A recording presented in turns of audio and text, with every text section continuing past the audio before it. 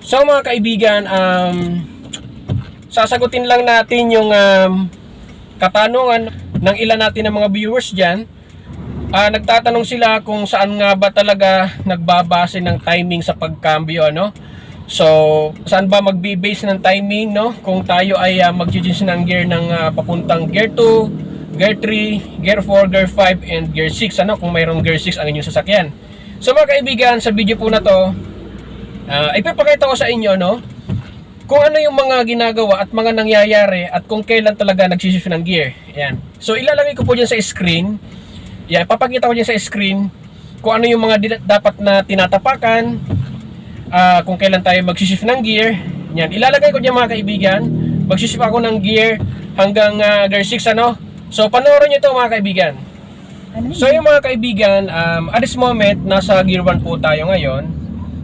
Ipapakita ko sa inyo kung paano mag-shift ng gear. So, tignan nyo lang mga kaibigan yung RPM or tachometer. Every time na aabot siya ng 2000 RPM, mag-shift po tayo ng gear. So yan, umabot na ng 2000 RPM, shift tayo ng gear 2. Okay? So kailan tayo mag-shift ng gear 3? So kapag ka umabot mga kaibigan ng 2000 RPM ang ating tachometer, so shift tayo ng gear 3. Ayan, paabutin natin ng 2000 RPM. So yan, shift tayo ng gear 3. So yan, kailan tayo mag-shift ng gear 4? So pag masdan nyo mga kaibigan, 2000 RPM, shift ng gear 4.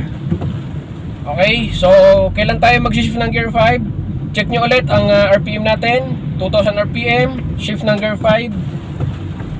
So check nyo ulit mga kaibigan, mag-shift tayo ng gear 6, 2000 RPM ulit, touchdown, shift ng gear 6. Yan. So yung mga kaibigan, ano, yun po ang timing natin sa pag-shift ng mga gear.